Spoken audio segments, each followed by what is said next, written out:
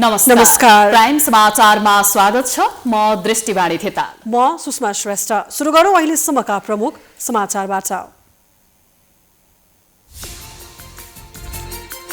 यमपञ्चक अन्तर्गत आज भाइटिका, दिदी बहिनी र दाजुभाइ बीच टिका ग्रहण जारी। प्रधानमन्त्रीद्वारा बहिनीको हातबाट सप्तरङ्गी टिका ग्रहण। रानी पोखरीमा पनि भाइटिका कार्यक्रम।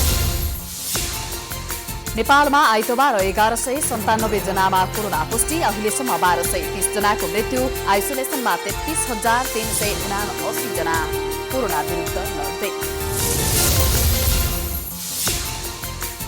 नेकपामा दुई समूहबीच विवाद बढ्दै जाँदा सत्ता परिवर्तनको बहस सुरु। पार्टीभित्र एक्लै कांग्रेससँग मिलेर सरकार चलाउने प्रधानमन्त्री ओलीको रणनीति। मिथिलाञ्चलको प्रसिद्ध सांस्कृतिक पर्व सामा चकेवाका लागि आजदेखि माटोको आकृति बनाउने कार्य सुरु। पर्व द्वितीया तिथिदेखि पूर्णिमासम्म मनाइने।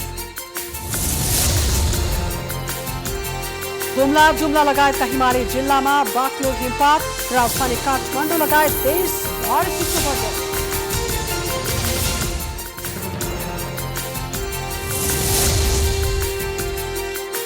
बेलायतद्वारा आगामी क्रिसमस भन्दा अघि नै कोरोना विरुद्धको खोप सार्वजनिक गर्ने दावी। परीक्षण अन्तिम चरणमा पुगेको भनाई।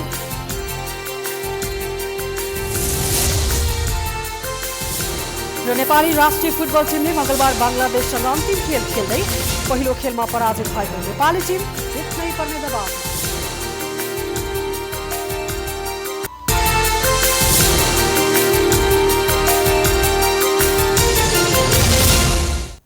अब समाचार विस्तारमा।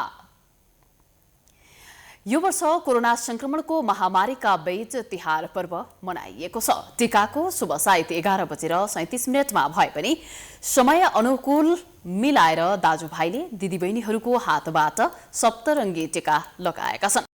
आज तिहारको अन्तिम दिन भाइटिका, दिदीबहिनीले आफ्ना दाजुभाइहरूको दीर्घायु र सुस्वास्थ्यको कामना गर्दै सप्तरङ्गी टीका लगाइदिने परम्परा रहेको छ। दाजुभाइहरूको निधारमा रातो, पहेँलो, नीलो, सेतो, हरियो, कालो र बैजनी रङको सप्तरङ्गी टीका लगाउने गरिन्छ। सेतो रङलाई शान्तिको प्रतीकका रूपमा लिइन्छ भने कालो रङलाई विरोध, नीलोलाई आरोग्यता र सुस्वास्थ्य, पहेँलोलाई दीर्घजीवी र चिन्तनशील, बैजनीलाई स्वतन्त्रता, हरियोलाई विकास र रातोलाई मङ्गल र साहसको प्रतीकको रूपमा लिइन्छ। कतै भने रातो, सेतो, पहेँलो, हरियो र नीलो गरी पञ्चरङ्गी टीका लगाइदिने चलन पनि रहेको छ।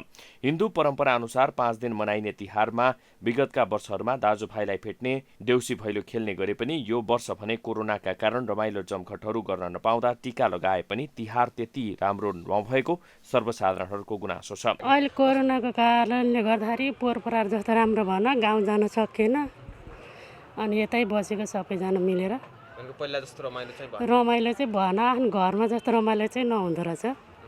हामी बसेको पनि थिएनौँ यहाँ, अनि अहिले पाला बसेको घर जान पनि फेरि यस्तै भयो, अनि त्यही भएर गइएन कोरोनाको कारणले गर्दाखेरि, अनि अलिक ऊ पनि भयो। पहिलाको र अहिलेमा फरक त छन त छ। पहिला अब देउसी भैलो खेलिन्थ्यो, अहिले अलिक कम छ भएन, अनि पटाकाहरू पनि अलिक कमै भयो, अनि मान्छेसँग भेटघाट गर्ने गाउँतिर जान पाएन, अनि पहिलाभन्दा अलिक कमै रमाइलो हुन त। दिदी बहिनीहरूले आफ्ना दाजुभाइलाई श्रद्धा, आस्था र निष्ठाका साथ दीर्घायु, आरोग्य र ऐश्वर्य प्राप्तिको कामना गर्दै परम्परा अनुसार पञ्चरङ्गी वा सप्तरङ्गी टीका लगाइदिने चलन भए पनि यो वर्ष भने दाजुभाइ दिदीबहिनीहरूको जमघट नै हुन पाएन। कोरोनाको त्रासले गर्दा दिदीबहिनीहरू आफ्ना दाजुभाइकोमा जान पनि पाएनन्। त्यस्तै साथीभाइ जम्मा भएर खेलिने देउसी भैलोमा सरकारले रोक लगाएपछि देउसी भैलो नहुँदा पनि यो वर्षको तिहार विगतमा जस्तो रमाइलो महसुस गर्न पाएनन्। घर घरमा सर्वसाधारणले सामान्य रूपमा कुकुर, गाई, गोरुको पूजा गर्नुको साथै भाइटिका पनि त्यही रूपमा मनाएका छन्। टाढा टाढा रहेका अधिकांश दिदी बहिनी तथा दाजुभाइलाई यस वर्ष कोरोना महामारीका कारण आवत जावत गर्न समेत असहज भएको भन्दै अर्को वर्ष टीका लगाउने बाचाका साथ आफ्नै ठाउँमा बस्नुपर्ने बाध्यता जस्तै भन्दा यस वर्षको तिहारमा टीका लगाए पनि खासै रौनकता भने देखिएन। प्रत्येक वर्ष कार्तिक शुक्ल द्वितीयाका दिन नेपालीहरूको यो दोस्रो ठूलो चाड तिहार मनाइन्छ। दिदी बहिनीलाई पूजा गर्नाले अखण्ड सौभाग्य र ऐश्वर्य प्राप्त हुने शास्त्रीय मान्यता छ। भाइटिकाको तमसाइत बिहान 11:37 तोकिएपछि दिनभर टीका लगाउन सकिने नेपाल पञ्चाङ्ग निर्णायक समितिले जनाएको छ। प्रधानमन्त्री केपी शर्मा ओलीले तिहारको भाइटिका लगाएका छन्। बहिनी कौशल्या कोइरालाले बालुवाटारमा प्रधानमन्त्री र उनकी श्रीमती राधिका साक्यलाई टीका लगाइदिएकी हुन्। प्रधानमन्त्री ओलीले पनि बहिनी कौशल्यालाई टीका लगाइदिए। कोरोना महामारीका कारण अरू बहिनीहरू झापामै रहेकाले ओलीले कौशल्याको हातबाट मात्रै टीका लगाएका हुन्।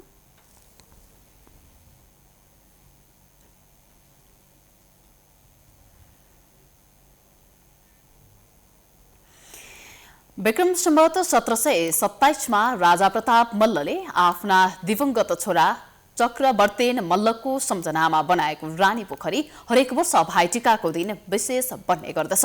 यस वर्ष पुनर्निर्माण सकिएको रानी पोखरी स्थित बालगोपालेश्वर मन्दिरमा भाइटिका लगाइएको छ। कोरोना महामारीको त्रासका बीच खुलेको मन्दिरमा टिका लगाउन जाने दाजु भाइ तथा दिदीबहिनीहरूको सुरक्षा मापदण्ड भने अपनाएको पाइएन।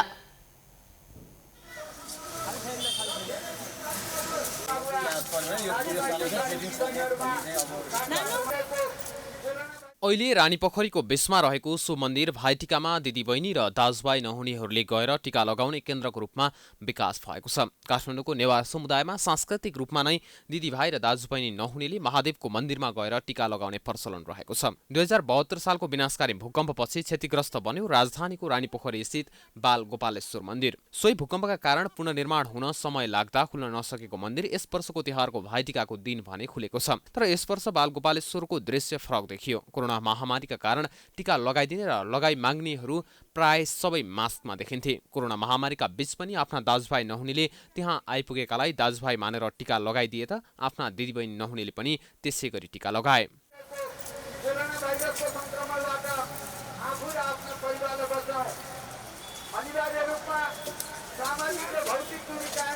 2072 सालको विनाशकारी भूकम्पले क्षतिग्रस्त रानीपोखरीको बिचमा रहेको बाल गोपालेश्वर मन्दिर 5 वर्षपछि आज खुला गरिएको हो।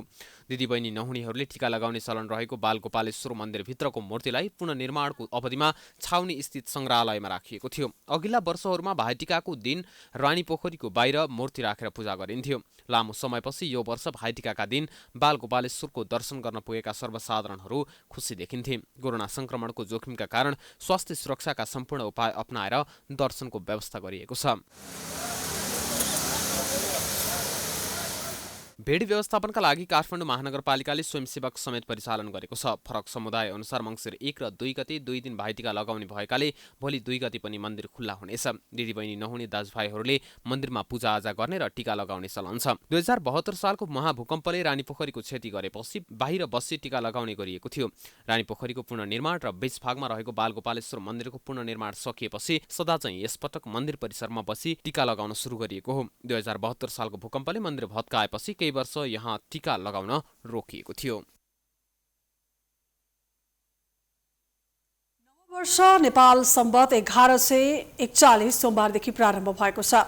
दासत्व जीवन व्यतीत गरिरहेका देशवासीलाई ऋणबाट मुक्त गरेर मुलुककै नामबाट शङ्खधर साखवाले यस दिन नेपाल सम्वत स्थापना गर्नुभएको हो। लिच्छवी राजा राघवदेवको शासनकालमा साखवाले गर्नुभएको अद्वितीय योगदानको कदर गर्दै नेपाल सरकारले साखवालाई राष्ट्रिय विभूति घोषणा गरेको छ। यसैबीच शहरी विकास मन्त्री कृष्णगोपाल श्रेष्ठले नेपाल सम्वत 1141 को अवसरमा भक्तपुरको मध्यपुर थिमे स्थित शङ्खधर साखवाको प्रतिमामा माल्यार्पण गरेका छन्। सो अवसरमा उनले नेपाल सम्वत एकल जातिको मात्र नभई सबै नेपालीको मौलिक सम्वत भएको बताए। विगतमा भाइटिका र किजा पूजा एकै दिन गरिँदै आएकोमा केही वर्षदेखि फरक दिनमा मनाउन थालिएको प्रसङ्ग कोट्याउँदै उनले केही वर्ष यता तिथिमा देखिएको घटबडका कारण 2 दिन मनाइने प्रचलनलाई आगामी वर्षदेखि समायोजन गरेर एकै दिन मिलाउनु आवश्यक रहेको बताए। नेपाल सम्वतको नयाँ दिनले हरेक वर्ष प्रणेता शङ्खधर साखवाको योगदानलाई सम्झाउने गरेको मन्त्री श्रेष्ठले बताए। गराउने आन्दोलनका नायक पद्मरत्नजीलाई पनि सम्झौँ र उहाँले राष्ट्रिय विभूतिको तहमा सरकारको प्रधानमन्त्री भइरहँदा ओमकार श्रेष्ठ तत्कालीन सांस्कृतिक मन्त्री उहाँले राखेको प्रस्तावका आधारमा क्याबिनेटले ठाडो प्रस्तावबाट राष्ट्रिय विभूति घोषणा गरिएको हो। मन्त्री श्रेष्ठले सरकारले राजधानीको रत्न पार्कमा शङ्खधरको शालिग बनाइरहेको उल्लेख गर्दै नेपाल सम्बन्धलाई सरकारी कामकाजमा तथा व्यावहारिक प्रयोगमा ल्याउन आवश्यक रहेको बताए। कार्यक्रममा राष्ट्रपति विद्यादेवी भण्डारी र प्रधानमन्त्री केपी शर्मा ओलीले नेपाल सम्बत 1141 को अवसरमा पठाउनु भएको सन्देश वाचन गरिएको थियो। लिच्छवीकालीन राजा राघव देवका समयमा काठमाडौँ उपत्यकामा रहेका गरिब जनतालाई ऋणमुक्त गरी साख्वाले यस सम्बतलाई प्रचलनमा ल्याएका हुन्। गरिब जनताको ऋण मोचन गराई सामाजिक सेवाको उत्कृष्ट नमुना प्रस्तुत गरेको र नेपालमा मौलिक सम्पद समेत चलाएको कार्यको उच्च मूल्याङ्कन गर्दै साख्वालाई राष्ट्रिय विभूति घोषणा गरिएको हो। नेपाल सम्बतलाई नयाँ वर्षका रूपमा काठमाडौँ, ललितपुर, भक्तपुर, बनेपा, धुलिखेल, बाह्रविसे, दोलखा, भीमेश्वर लगायत नेवार समुदायको बाहुल्यता रहेका स्थानमा विशेष रूपमा मनाउने गरिन्छ। नेपाल सम्बतको अवसरमा राष्ट्रपति विद्यादेवी भण्डारी र प्रधानमन्त्री केपी शर्मा ओलीले शुभकामना व्यक्त गरेका छन्।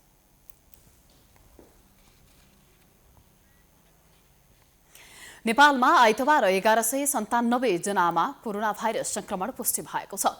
यो सँगै नेपालमा कोरोना संक्रमितको संख्या 2,10,973 पुगेको छ। पछिल्लो 24 घण्टामा सोमबार काठमाडौँ उपत्यकामा थप 501 जनामा कोरोना भाइरस संक्रमण पुष्टि भएको हो। काठमाडौँ जिल्लामा 373, भक्तपुरमा 44, ललितपुरमा 84 गरी 501 जनामा कोरोना भाइरस संक्रमण पुष्टि भएको स्वास्थ्य तथा जनसङ्ख्या मन्त्रालयले जनाएको छ। थपिएका नयाँ संक्रमित मध्ये 212 जना महिला र 289 जना पुरुष रहेका छन्। त्यस्तै कोरोनाका कारण थप 9 जनाको मृत्यु भएको छ भने हालसम्म 1230 जनाको कोरोना भाइरस संक्रमणका कारण ज्यान गएको छ। संक्रमित मध्ये 0.58% व्यक्तिको मृत्यु भएको हो। त्यस्तै थप 2934 जना कोरोना संक्रमण मुक्त भएका छन् भने हालसम्म 1,76,364 जना कोरोना संक्रमण मुक्त भएका हुन्। यो संख्या कुल संक्रमितको 82.67% रहेको छ।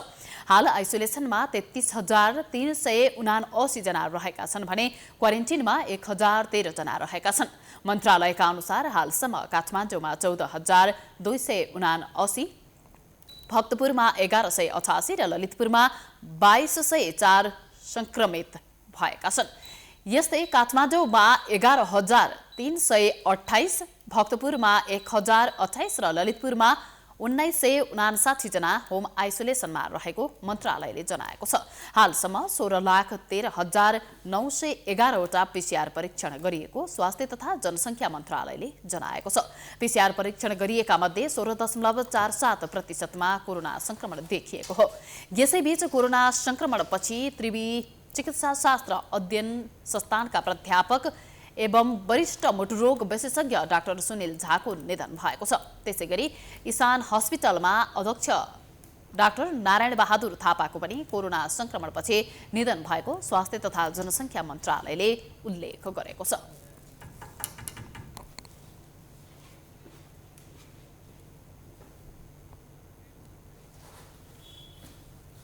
समाचारको सिलसिला जारी छ। हामी विश्रामपछि आउँछौँ।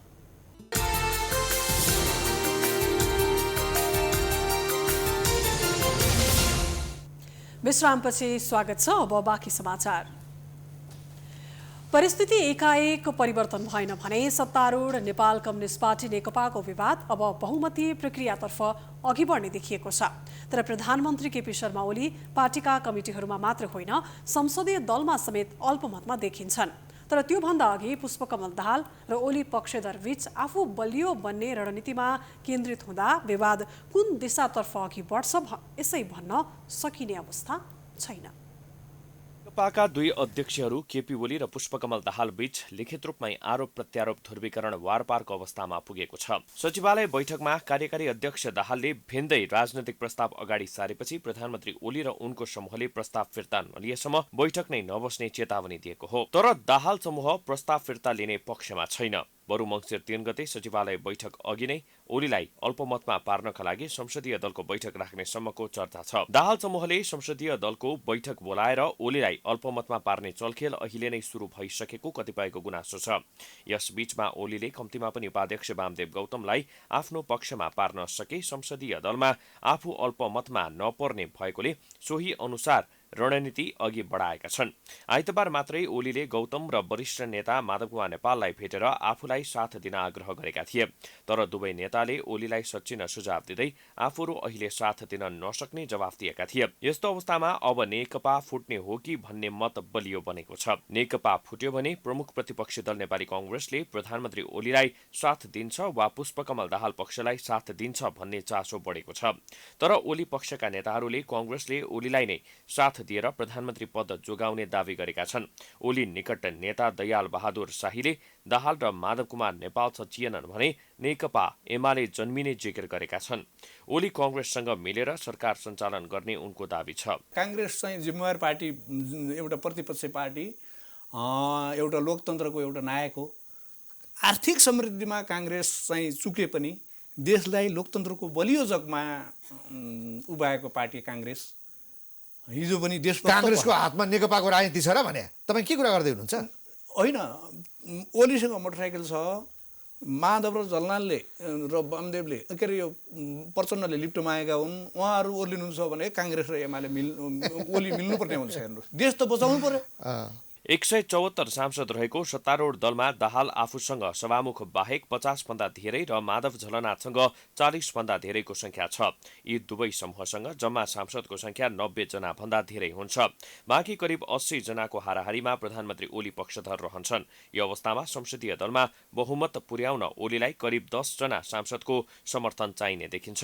सचिवालयको अर्को बैठक मङ्सिर 3 मा बोलाइएको छ। त्यसअगाडि दुवै पक्ष आफ्नो रणनीति निर्माणमा जुटेका छन्। सचिवालय स्थायी कमिटी हुँदै केन्द्रीय कमिटीबाट समेत बहुमतका आधारमा भए पनि प्रस्ताव पास गर्ने रणनीतिमा दाहाल नेपाल समूह जुटेपछि विवाद अङ्क गणिततर्फ जाने सम्भावना बढेको छ। उता दाहाल नेपाल समूहको रणनीति असफल पार्न प्रधानमन्त्री ओली राष्ट्रपति विद्यादेवी भण्डारी सहित निकट नेताहरूसँग लगातार परामर्शमा छन्। मिथिलाञ्चलको प्रसिद्ध सांस्कृतिक पर्व सामा चकेवाका लागि आजदेखि माटोको आकृति बनाउने कार्य सुरु भएको छ। सामा चकेवा बहिनी र दिदीले भाइ र दाजुको दीर्घायुको कामनाका लागि मनाइने पर्व हो। यो पर्व द्वितीया तिथिदेखि पूर्णिमासम्म मनाउने गरिन्छ। द्वितीय तिथिका दिन दिदीबहिनीले सामा चकेवा पर्वका लागि माटोको आकृति बनाउने कार्यको थालनी गरी छठ पर्वको खरना वा पारणदेखि पात्रहरूको आकृति बनाउने कार्यलाई तीव्रता दिने चलन रहेको छ। मिथिलाञ्चलको प्राचीन सामाजिक पारिवारिक संस्कार र परम्परालाई इङ्कित गर्ने यो पर्व लोकनाट्यको एउटा रूप हो, जसमा महिला सूत्रधार र पात्रमा माटोका मानव, पशु र चराको आकृति हुन्छन्। सामा चकेवाको प्रचलन प्राचीन कालदेखि नै रहेको पाइन्छ। यसको सर्वप्रथम चर्चा पद्म पुराणमा पाइन्छ। यो पूर्ण रूपमा भाइ बहिनीको प्रेममा आधारित छ। सामा स्त्री र चकेवा पुरुष पात्र हुन्। दुईटैलाई चराका रूपमा माटोको बनाइएको हुन्छ। त्यस्तै अन्य पात्र पनि माटोकै बनाइन्छ। सामा चकेवा पर्व मनाउँदा दाजुको प्रशंसा तथा चुगला भन्ने पात्रलाई गाली दिने खालका गीत गाएर बहिनीहरू मनोरञ्जन गर्छन्। छठको खरना वा पारणदेखि मैथल ललनाहरू माटोको आकृतिहरू बनाई राति एउटा ढक्कीमा राखी दीपबाली घरबाट बाहिर अन्य साथीहरू मिलेर गीत गाउँदै चौरमा गई यो पर्व मनाउने गर्छन्।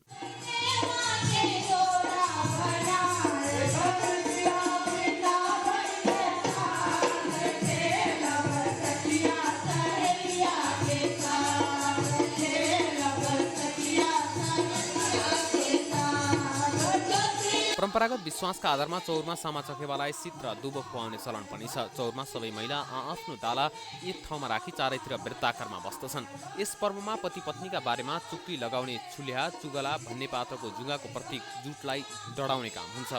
यो क्रम पूर्णिमासम्म चल्ने गरेको पाइन्छ। यसमा सामा चकेवा लगायत चुगला, ढोलिया, भरिया, सदभैया, खञ्चन चिडैया, बनतितर, झाँजी कुत्ता, भैया बर्तकनी, मलिनिया र वृन्दावन लगायतका पात्र हुन्छन्। सामा चकेवा पर्वमा माटोको आकृति बनाएर दिदीबहिनीले मनोवाञ्छित फल प्राप्तिको कामना गर्दछन्। पूर्णिमाका दिन सामा चकेवालाई अर्को वर्ष फेरि कुड खेतमा आइबस्नु है भन्दै सबै माटोका पात्रहरूको विसर्जन गरिने चलन रहेको छ। हिमाली जिल्ला हुम्ला र जुम्लामा हिउँ पर्न थालेको छ। कार्तिकको अन्तिम दिन हिजो आइतबारदेखि नै त्यहाँ हिमपात सुरु भएको हो। दुवै जिल्लाका उच्च हिमाली क्षेत्रमा 1 फिट भन्दा बढी हिउँ जमिसकेको बताइएको छ। हिमपातका कारण तापक्रम माइनसमा झरेको र जाडो निकै बढेको स्थानीयले बताएका छन्। जुम्ला सदरमुकाम खलङ्गा र हुम्ला सदरमुकाम सिमकोटमा हिमपातका कारण हवाई यातायात प्रभावित भएका छन्। हिउँ परेपछि कृषक भने खुसी देखिन्छन्। लामो समयदेखि वर्षा नहुँदा समस्यामा परेका कृषकलाई हिमपातले राहत मिलेको हो। यसैबीच काठमाडौँ उपत्यकामा पनि चिसो बढेको छ। आज बिहानैदेखि आकाश धुम्म बनेको थियो। पश्चिमी वायुको प्रभावका कारण यस्तो भएको जल तथा मौसम विज्ञान विभागले जनाएको छ। विभागका अनुसार अहिले देशको सुदूरपश्चिम प्रदेश, कर्णाली प्रदेश, लुम्बिनी प्रदेश, गण्डकी प्रदेश र बागमती प्रदेशमा आंशिकदेखि सामान्य बदली भई थोरै स्थानहरूमा वर्षा र हिमपात भइरहेको छ। साथै प्रदेश 1 का पहाडी भूभागमा आंशिक बदली हुनुका साथै बाँकी भूभागमा मौसम सामान्यतया सफा छ। भोलि मंगलबार देशको पहाडी भूभागमा आंशिक बदली रही उच्च पहाडी तथा हिमाली भूभागका थोरै स्थानहरूमा हल्का हिमपात हुने सम्भावना रहेको विभागले जनाएको छ।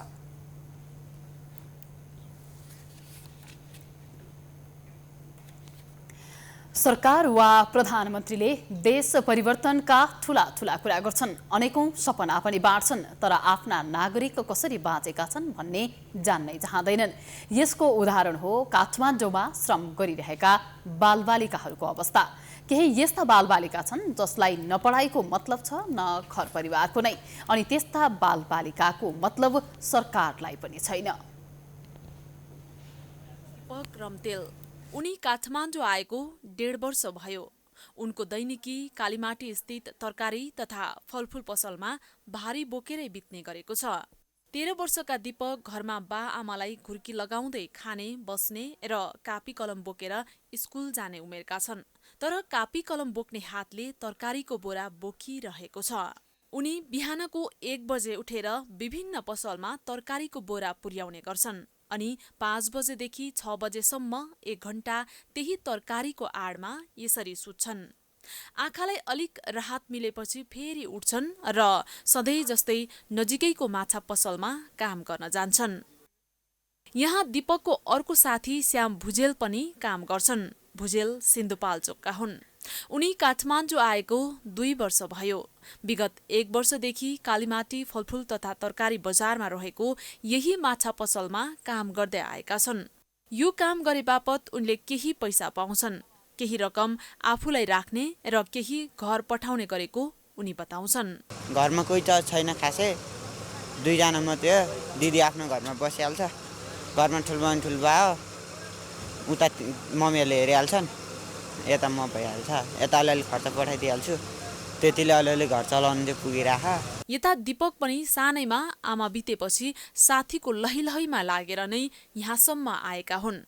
बुबा, हजुरबुवा र हजुरआमासँग बस्दै आएका दीपक गाउँको मान्छेको साथ लागेर काठमाडौँ आए। आमाको न्यानो काखमा सुत्ने उमेरमा उनले तरकारीको बोरालाई साथी बनाएका छन्। 1 बजे उठ्ने अनि 6-7 बजेतिर माछामा काम गर्ने, अनि 11 बजे छुट्टी हुन्छ अनि सुत्ने। नेपालमा स्थानीय निकायहरूलाई बालमैत्री बनाउने महत्त्वाकांक्षी अभियान सुरु गरेको लामो समय भइसकेको छ। नेपालले संयुक्त राष्ट्रसङ्घीय बाल अधिकार सम्बन्धी महासन्धि 1989 लाई सन् 1990 मा अनुमोदन गरी आफूलाई पक्ष राष्ट्रको पंक्तिमा उभ्याएपछि यो अवधारणाले जन्म लिएको हो। यही अनुरूप विक्रम सम्वत 2068 मा बालमैत्री स्थानीय शासन रणनीति पनि बन्यो। यसै वर्ष बालमैत्री स्थानीय शासन कार्यविधि 2068 तर्जुमा गरी कार्यान्वयनमा ल्याइयो। तर अझै पनि सडक र नगर बालमैत्री बन्न सकेको छैन। प्रतिबन्धित नेपाल कम्युनिस्ट पार्टीले सङ्खुवा सभामा 12 राउन्ड हवाई फायर गरेको छ। सोमबार विप्लव नेतृत्वको सो पार्टीका कार्यकर्ताले जिल्लाको चैनपुर भन्ने स्थानमा 12 राउन्ड हवाई फायर गरेको जानकारी आएको गृह मन्त्रालयले जनाएको छ। विप्लव समूहले हवाई फायर गर्नुको कारण खुल्न सकेको छैन। जिल्ला प्रहरी कार्यालयबाट प्रहरीको 2 वटा टोली सर्च अपरेसनका लागि घटनास्थलतर्फ लागेको छ। सरकारले विप्लवको पार्टीले हिंसात्मक गतिविधि गर्न थालेपछि प्रतिबन्ध लगाएको थियो भने त्यस यता सो पार्टीका नेता कार्यकर्तालाई धरपकडको नीति अख्तियार गर्दै आएको छ।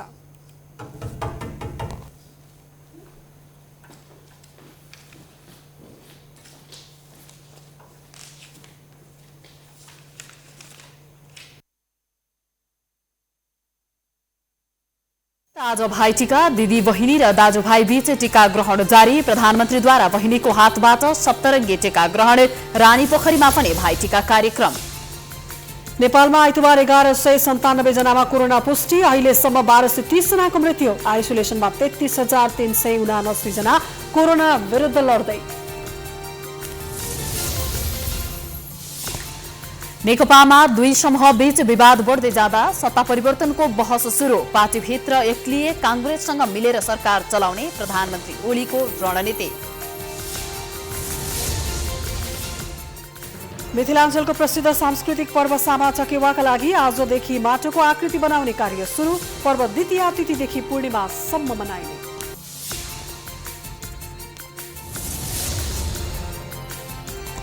हुम्ला जुम्ला लगायत हिमाली जिल्लामा बाक्लो हिमपात, राजधानी काठमाडौँ लगायत देशभर चिसो बढ्यो।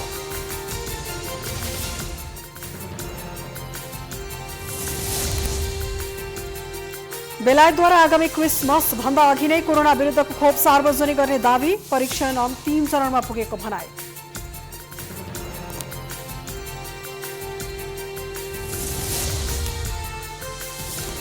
र नेपाली राष्ट्रिय फुटबल टिमले मंगलबार बंगलादेशसँग अन्तिम खेल खेल्दै पहिलो खेलमा पराजित भएको नेपाली टिम जित्नै पर्ने दबावमा।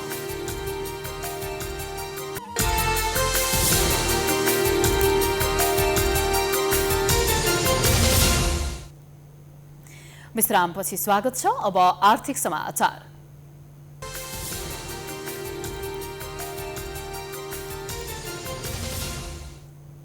सरकारले पछिल्लो समयमा वैदेशिक लगानी सूची अनुसारको नआए पनि आर्थिक सहायता भने 4.5%ले वृद्धि भएको बताएको छ।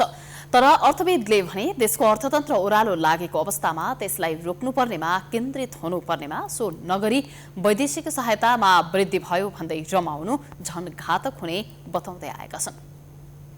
आर्थिक वर्ष 2077-78 मा सरकारले पेश गरेको 14 खर्ब 74 अर्बको बजेट मध्ये वैदेशिक सहायताबाट 3 खर्ब 60 अर्ब रुपैयाँ प्राप्त गर्ने लक्ष्य राखेको छ। चालू आर्थिक वर्षको 4 महिनाको अवधिसम्म सरकारले 84 अर्ब 7 करोड रुपैयाँ मात्रै प्राप्त गरेको छ। अर्थ मन्त्रालयका अनुसार अनुदान 6 अर्ब 35 करोड 53 लाख र ऋण सहायता 77 अर्ब 71 करोड 60 लाख गरी जम्मा 84 अर्ब 7 करोड 13 लाखको अन्तर्राष्ट्रिय सहायता प्रतिबद्धता प्राप्त गरेको जनाएको छ। यस वर्षमा सरकारले राखेको लक्ष्य पूरा गर्न 2 खर्ब 76 अर्ब रुपैयाँ विदेशी सहायता आउनुपर्ने पछिल्लो तथ्याङ्कबाट देखिन आएको छ। चालू आर्थिक वर्षमा सरकारले वैदेशिक ऋणबाट 3 खर्ब उठाउने लक्ष्य राखेको छ, जसमा 77 अर्ब 71 करोड रुपैयाँ मात्रै प्राप्त गर्न सकेको छ। अर्थमन्त्रीका रूपमा विष्णु पौडेलले 2 खर्ब 23 अर्ब रकम ऋण प्राप्त गर्नुपर्ने उल्लेख छ। 60 अर्ब रुपैयाँ अनुदान प्राप्त गर्ने उल्लेख गरेकोमा 6 अर्ब रुपैयाँ मात्रै प्राप्त गर्न पुगेको छ। नपुग 54 अर्ब रुपैयाँ हाराहारीमा अनुदान पनि लिन सक्नुपर्ने अवस्था मन्त्री पौडेलका सामु रहेको छ। चालू आर्थिक वर्षको अहिलेसम्म आएको अधिकांश सहयोग दाता संस्थाहरूबाट नै हो। त्यसकारण अब विदेशी सहायता लिन ठूलै चुनौती देखिन्छ। अर्थविद डाक्टर चन्द्रमणि अधिकारीले हाल सोचे अनुसार वैदेशिक लगानी जुन रूपमा आउनुपर्ने थियो तर सो अनुसार नआएको बताएका छन्। अर्थविद अधिकारीले सरकारले हाम्रो अर्थतन्त्रलाई चलायमान गर्न गतिशील बनाउन र उत्पादनशील क्षेत्रमा कति लगानी भयो भन्ने बारे पनि सो अनुदान सहयोग उपयोग भएको भन्नेमा हेर्नुपर्ने समेत बताएका छन्। वैदेशिक लगानी आएको छैन। हाम्रो अर्थतन्त्रलाई चलायमान गराउन, गतिशील बनाउन, उत्पादन बढाउनलाई कति योगदान दिइराखेको छ भन्नुपर्ने हुन्छ र अर्थव्यवस्थाको अध्ययन गर्दा तुलनात्मक हिसाबले हिजोको आजको भोलिलाई विश्लेषण गरेर तुलनात्मक हिसाबले गरेर एउटा चाहिँ नि बाटो तय गरिने हुनाले त्यसै आधारमा अनुमान लगाउने हो। विदेशी निकायले नेपाललाई दिने सहायता यो वर्ष 4.5 गुणाले बढेको पनि सरकारले जनाएको छ। असोजसम्म विभिन्न द्विपक्षीय र बहुपक्षीय राष्ट्रहरूबाट कुल 85 अर्ब 40 करोड रुपैयाँ वैदेशिक सहायता प्राप्त भएको अर्थ मन्त्रालयले जनाएको छ। अघिल्लो वर्षको यही समयमा 15 अर्ब 67 करोड रुपैयाँ मात्रै वित्तीय सहायता प्राप्त भएको थियो। उक्त सहायता मध्ये 51% ऋण तथा 9% अनुदान रहेको छ। जुन रूपमा वैदेशिक सहायता आयो भनिएको छ त्यसले हाम्रो ओह्रालो लागेको अर्थतन्त्रलाई रोक्न कतिको सहयोग पुर्याउँछ भन्नेमा पनि विशेष ध्यान दिनुपर्ने अर्थविद डाक्टर चन्द्रमणि अधिकारीको भनाइ छ। अहिले जुन ओह्रालो लागेको अर्थतन्त्र छ त्यो ओह्रालो लागेको अर्थतन्त्रलाई हामीले स्थिर बनाउने त कता हो कता ओह्रालो लाग्नेबाट बचाउन पनि हामीलाई गाह्रो छ।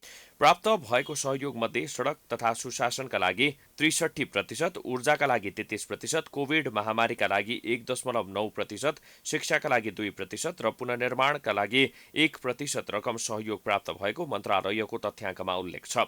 क्यामेरामा दिपु शाहका साथ रोशन कार्कीको रिपोर्ट। प्रधानमन्त्री केपी ओलीका विश्वास पात्रका रूपमा रहेका नवनियुक्त अर्थमन्त्री विष्णु पौडेलले आफू मातहतको मन्त्रालयमा सरुवा आतंक नै मच्चाएका छन्। अर्थ मन्त्रालयको जिम्मेवारी सम्हालेसँगै अर्थमन्त्री पौडेलले बढी कारोबार हुने स्थानमा आफू निकट कर्मचारीलाई सरुवा गरेका छन्। मन्त्री विष्णुप्रसाद पौडेलले अर्थ मन्त्रालयको जिम्मेवार सम्हालेपछि उपसचिवहरूलाई मन्त्रालय सहित विभिन्न कार्यालय भन्सार तथा आन्तरिक राजस्व विभाग हुँदै भन्सार विभागमा सरुवा गरेका छन्। अर्थमन्त्री पौडेलले बढी कारोबार हुने भन्सार र राजस्व विभागमा आफू मातहतका विश्वशिला कर्मचारीलाई सरुवा गरेका छन्। अर्थ मन्त्रालयका बजेट महाशाखाका उपसचिव जनकराज शर्मालाई राजस्व कार्यालय बागलुङ सरुवा गरिएको छ। उपसचिव तीर्थराज चिलुवाललाई राजस्व कार्यालय महाराजगञ्जमा सरुवा गरिएको छ। उपसचिव भोपाल राज साक्यलाई मध्यमस्तरीय करदाता कार्यालय पुर्याइएको छ। सुदेश अर्याललाई मध्यमस्तरीय करदाता कार्यालय, मन्त्रालयबाट उपसचिव ध्रुव पोखरेललाई ठूला करदाता कार्यालयमा सरुवा गरेको छ। सुबोध खतिवडालाई आन्तरिक राजस्व कार्यालय बालाजु र बालाजुका इन्द्र देवकोटालाई मन्त्रालय तानिएको छ। नवराज अर्यालाई ठूला करदाता कार्यालयमा, भैरवा भन्सारको प्रमुखमा मणिराम पौडेललाई लगिएको छ। भन्सार विभागबाट मुक्तिराम आचार्यलाई आन्तरिक राजस्व कार्यालय भैरवा, आन्तरिक राजस्व विभागबाट शरचन्द्र पौडेल नेपालगञ्ज पठाइएको छ। विभागबाट सम्झना बराल र जगदीश बसललाई ठूला करदाता कार्यालय पठाइएको छ। राजस्व अनुसन्धान विभागका उपसचिव रामप्रसाद रेग्मीलाई रसुवागढी भन्सार प्रमुख बनाइएको र त्यहाँका पुण्य विक्रम खड्का भन्सार विभाग तानिएको छ। उपसचिव नारायण ढकाललाई राजस्व कार्यालय दमौली, सुरेश राईलाई भन्सार विभाग सरुवा गरिएको छ। सुक्खा बन्दरगाह भन्सार कार्यालयमा उपसचिव लालबहादुर खत्रीलाई पठाइएको छ। उपसचिवहरू हरिहर पौडेल र दिलीप केसीलाई बिरगंज भन्सार कार्यालय पर्छ, त्यहाँका गोपाल खत्री अर्थ मन्त्रालयमा तानिएको छ। गोपी कोइरालालाई राजस्व कार्यालय दाङ सरुवा गरिएको छ। भरतपुर कार्यालयको प्रमुख घनश्याम पन्थीलाई जिम्मा लगाई त्यहाँका शुभप्रसाद रिजाललाई आन्तरिक राजस्व विभागमा ल्याइएको छ। राजस्व विभागका शालिग्राम आचार्यलाई आन्तरिक राजस्व कार्यालय हेटौडामा सरुवा गरिएको छ। उपसचिव राजकुमार खतिवडालाई लहानमा सरुवा गरिएको छ। नारायण भण्डारीलाई सिमारा पठाइएको छ। उपसचिवहरू डेली लेखक र विश्वबन्धु पौडेललाई अर्थ मन्त्रालयमा तानिएको छ। राजस्व कार्यालय पुतली सडकका प्रमुख नरबहादुर थापालाई कैलाली भन्सार र उपसचिव टङ्कलम साललाई अर्थ मन्त्रालयमा तानिएको छ। उपसचिवहरू सन्त ढकाल र पूर्ण नेउपानीको सरुवा ठूला करदाता कार्यालयमा गरिएको छ। तुलसी चौलागाईलाई अर्थ मन्त्रालय र खेमनारायण रेग्मीलाई राजस्व परामर्श विकास समितिमा सरुवा गरिएको छ। हेमराज सुवेदी र मदन दाहाललाई आन्तरिक राजस्व विभागमा सरुवा भएका छन्। राजस्व कार्यालय नयाँ बानेश्वरमा उपसचिव नरेन्द्र पाण्डेलाई जिम्मा लगाई त्यहाँबाट लालप्रसाद शर्मालाई आन्तरिक राजस्व विभाग सरुवा गरिएको छ। मीमांस अधिकारीलाई कञ्चनपुर भन्सार कार्यालयमा सरुवा गरिएको छ। कमल राज लवटलाई धोलीखेल र जय भण्डारीलाई नेपालगञ्ज भन्सारमा सरुवा गरिएको छ। राजस्व कार्यालय न्यू रोडका प्रमुख रामप्रसाद मैनालीलाई सुर्खेतमा सरुवा गरिएको छ। रामप्रसाद पाठकलाई अर्थ मन्त्रालयमा, लक्ष्मी पराजुली आन्तरिक राजस्व विभागमा, डमरू पराजुली आन्तरिक राजस्व कार्यालय दमकमा र निरन भट्टराई ललितपुर क्षेत्र नम्बर 2 मा सरुवा गरिएको छ। तिमलिसेना त्रिभुवन अन्तर्राष्ट्रिय विमानस्थल भन्सारबाट टङ्गाल सरुवा गरिएको छ। भन्सार विभागबाट राजेन्द्र चुडाललाई आन्तरिक राजस्व कार्यालय त्रिपुरेश्वरको प्रमुख बनाइएको छ। त्यहाँका शरद निरौलालाई अर्थ मन्त्रालय तानिएको छ। लोकप्रसाद नेउपानीको सरुवा तालिम केन्द्र, ध्रुव गेवालीलाई आन्तरिक राजस्व विभागमा सरुवा गरिएको छ। उपसचिव प्रकाश पौडेल आन्तरिक राजस्व विभाग पठाइएको छ। ध्रुव पाण्डेलाई आन्तरिक राजस्व कार्यालय बुटवल, अर्जुन नेउपानेलाई सुनसरी भन्सार कार्यालय, जनार्दन पौडेल कृष्णनगर भन्सार कार्यालय, विष्णु पौडेल र किशोर बर्तौला त्रिभुवन अन्तर्राष्ट्रिय विमानस्थल भन्सार कार्यालयमा सरुवा गरिएको छ। कमल भट्टराईलाई भैरवबाट भन्सार विभाग तानिएको छ। गोपाल खत्रीलाई मन्त्रालयमा र मानबहादुर खत्रीलाई भन्सार विभाग सरुवा गरिएको छ। ईश्वरी अर्याललाई अर्थ मन्त्रालय फर्काइएको छ।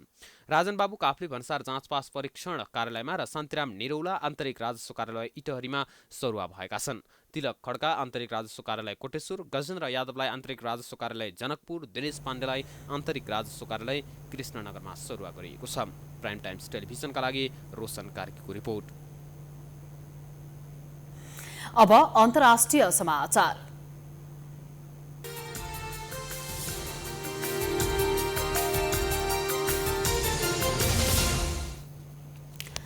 बेलायतले आगामी क्रिसमस भन्दा अघि नै कोरोना विरुद्धको खोप सार्वजनिक गर्न सकिने जनाएको छ। स्वास्थ्य मन्त्री मार्ट हेनककका अनुसार फाइजर कोभिड-19 भ्याक्सिन यदि सुरक्षित र प्रभावकारी ठहरिएको खण्डमा क्रिसमसभन्दा अघि नै वितरण गरिनेछ। उक्त खोप जति छिटो आयो त्यति नै छिट्टै वितरण गर्ने तयारी भइरहेको मन्त्री हेनककले जनाएका छन्। कति खोप आवश्यक पर्छ भनी सोधिएको प्रश्नमा भने उनले खोप कति सुरक्षित हुनेछ भन्ने कुराले त्यसलाई निर्धारण गर्ने पनि बताएका छन्। कोरोना भाइरसको महामारी फैलिएको झण्डै 1 वर्ष पुग्नै लाग्दा प्रभावशाली देशका वैज्ञानिकले पनि कोभिड-19 विरुद्धको खोप विकासको काम अन्तिम चरणमा पुगिसकेको बताएका छन्। बेलायत, चीन, रूस, अमेरिका, ब्राजिल लगायत देशले तयार पारेको खोप परीक्षणको अन्तिम चरणमा रहेका छन्। तीमध्ये केही 2021 को सुरुमा र केही 2020 को अन्त्यसम्ममा सार्वजनिक हुने बताइएको छ। विश्वव्यापी महामारीको रूपमा फैलिएको कोरोना भाइरसका कारण 13,26,000 को ज्यान गएको छ। हालसम्म विश्वभरका 5,49,39,000 मा कोरोना संक्रमण फैलिएको छ। हालसम्म विश्वभरबाट 3,82,18,000 कोरोना संक्रमित उपचारपछि निको भएर घर फर्किएका छन्। संक्रमित मध्ये 98,000 को अवस्था गम्भीर रहेको ओल्ड मिटरको तथ्याङ्कले देखाएको छ। सबैभन्दा बढी प्रभावित अमेरिकामा 1,13,67,000 मा कोरोना भाइरस संक्रमण देखिएको भए पनि 69,37,000 उपचारपछि निको भएर घर पनि फर्किएका छन्। त्यस्तै 2,51,000 ले ज्यान गुमाएका छन्। यता भारतमा 88,48,000 मा कोरोना भाइरस संक्रमण देखिँदा 1,30,000 ले ज्यान गुमाएका छन् भने 82,51,000 उपचारपछि निको भएका छन्। त्यसैगरी ब्राजिलमा 58,63,000 मा संक्रमण हुँदा 1,65,000 ले ज्यान गुमाएका छन् भने 52,91,000 निको भएका छन्।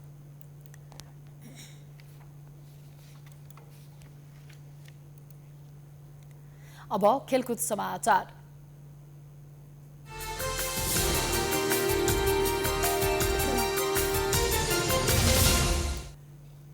नेपाली राष्ट्रिय फुटबल टिमले मंगलबार बंगलादेशसँग Mujib verso FIFA international series अन्तर्गत अन्तिम खेल खेल्दैछ।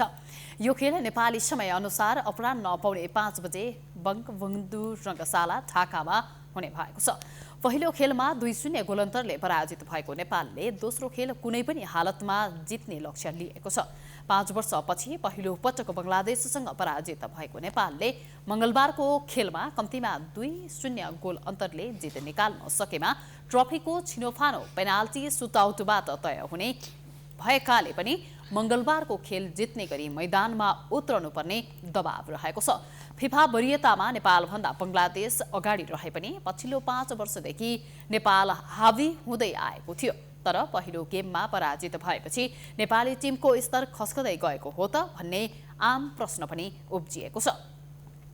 यद्यपि अब भोलिको खेलको नतिजापछि नेपाली टिमको मूल्याङ्कन हुनेछ।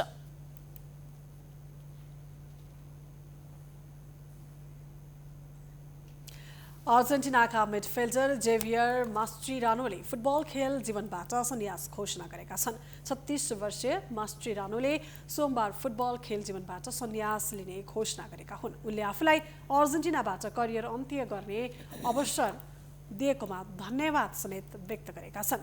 मास्ट्रिरानोले अर्जेन्टिनाका लागि 147 गोल खेलेका छन्।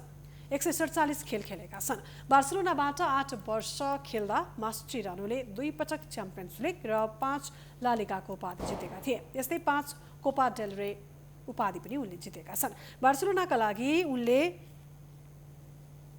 334 खेल खेलेका थिए। मास्ट्रिरानोले लिभरपुलबाट सन् 2007 देखि 10 सम्म खेलेका छन्। त्यसअघि मास्ट्रिरानोले वेस्ट ह्यामबाट 1 सिजन खेलेका थिए।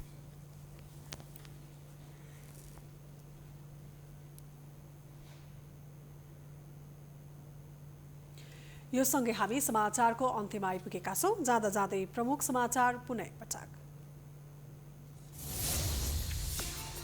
यमा पञ्चक अन्तर्गत आज भाइटिका, दिदी बहिनी र दाजुभाइ बीच टीका ग्रहण जारी। प्रधानमन्त्रीद्वारा बहिनीको हातबाट सप्तरङ्गी टीका ग्रहण। रानी पोखरीमा पनि भाइटिका कार्यक्रम। नेपालमा आइतबार 1197 जनामा कोरोना पुष्टि। अहिलेसम्म 1230 जनाको मृत्यु। आइसोलेसनमा 33,379 जना कोरोना विरुद्ध लड्दै।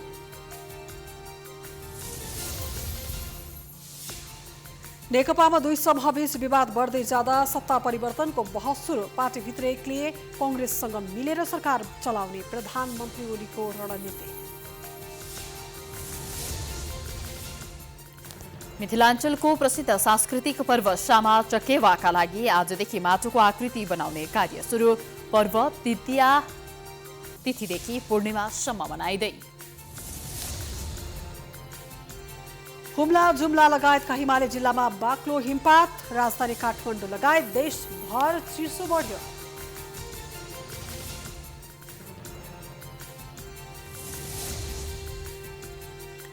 बेलायतद्वारा आगामी क्रिसमस भन्दा अघि नै कोरोना विरुद्धको खोप सार्वजनिक गर्ने दावी। परीक्षण अन्तिम चरणमा पुगेको भनाई।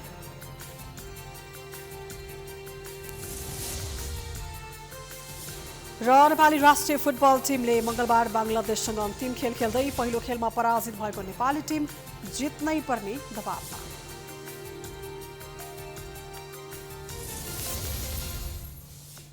प्राइम समाचार अहिलेलाई सकियो। यसपछिको प्रस्तुति जनता जान्न चाहन्छन् ऋषि धमलाको साथमा। प्राइम टाइम्स टेलिभिजन हेर्दै रहनुहोला। नमस्कार।